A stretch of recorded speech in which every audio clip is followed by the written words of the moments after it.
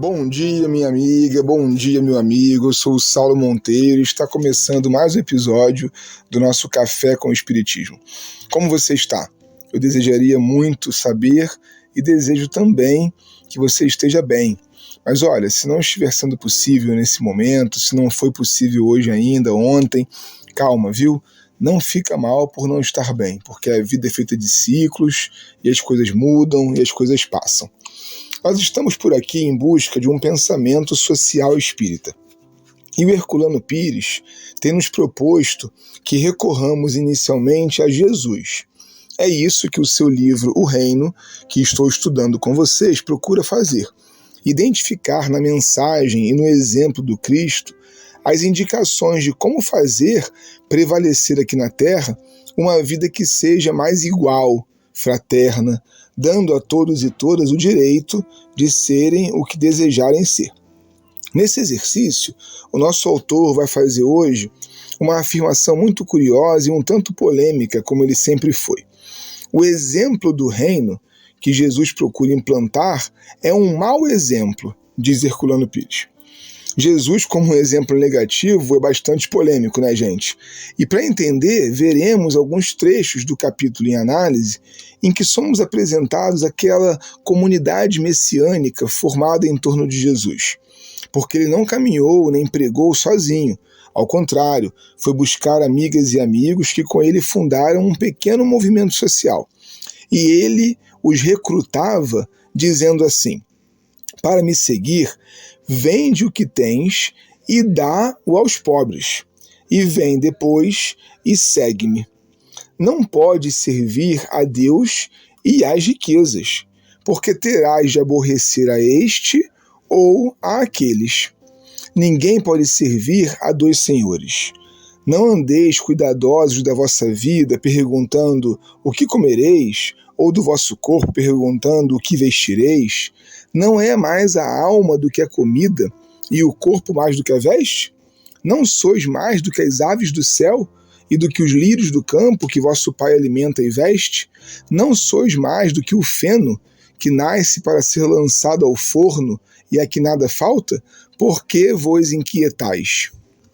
Como vemos aqui, minha amiga, meu amigo, o convite do reino já é em si uma pequena revolução, e aliás muito atual. Ele rompe com um modo de operar em que as preocupações com o dia de amanhã, espiritualmente falando, são quase sempre a regra da nossa vida. Romper com a ideia do dia de amanhã, declarar que a vida boa é a de hoje, significa se concentrar no único bem que está sob o nosso controle: o uso do tempo para fazer acontecer. Aquilo que ainda acontecerá nos escapa completamente. Como cantou o grande Gilberto Gil, o melhor lugar do mundo é aqui e agora.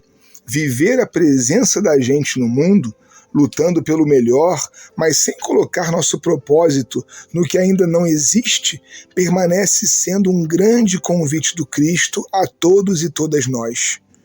Nosso autor prossegue lembrando: havia uma comunidade messiânica que vivia segundo as regras tidas como malucas do tal do reino. Era pequena, constituída apenas de 50 pessoas, tendo um grupo central de 12, que eram os ajudantes diretos do mestre. Como viviam? Os ricos teriam dado seu dinheiro aos pobres? Mas nesse caso os pobres não se tornaram ricos? E as propriedades teriam ficado para o mestre? Não. Ele recusava possuir qualquer coisa.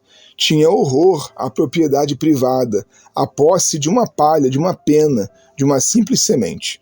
Jesus, gente, era tido em sua época como alguém de regras malucas, de um reino invisível, impossível. E nós outros sabemos que é assim que classificam como malucas as pessoas que se contrapõem ao comum da sociedade. Historicamente, todos que fizeram isso, que questionaram o sistema vigente, foram tidos como loucos mesmo. E essas regras, na verdade, são mais uma oposição ao sistema injusto que se implantava numa sociedade naquela época colonizada por Roma. Quem andava com Jesus não tinha posses, se fazia frugal, vivia a vida só como necessário, recusando-se aos bens do mundo que tirariam o necessário do outro. A vida de Jesus em comunidade é um protesto e também é uma proposta. Herculano vai encerrar a sua análise dizendo assim: e os grandes da terra, ao ouvir essas notícias, davam de ombro e riam com desprezo. Mas quando viam a realidade dos fatos, tremiam de indignação e pavor. Então era possível permitir que aquele mestre sonâmbulo roubasse aos homens o gosto do poder, a volúpia do dinheiro, o prazer dos sentidos, esse divino dom que Jeová concedia aos judeus e os deuses concediam a Goim? Não. O exemplo do reino era um mau exemplo. Jesus era um mau exemplo em sua época, entende, minha amiga, meu irmão? Ele contrapunha sua doutrina às ideias vigentes de desigualdade. O reino só é o reino se for bom para todos. Não há espaço nele para a ambição desmedida, hipocrisia religiosa ou para a posse daquilo que causa prejuízo a outrem. Implantá-lo no mundo depende de uma ação socialmente fraterna. Um forte abraço e até o próximo Café com o Espiritismo.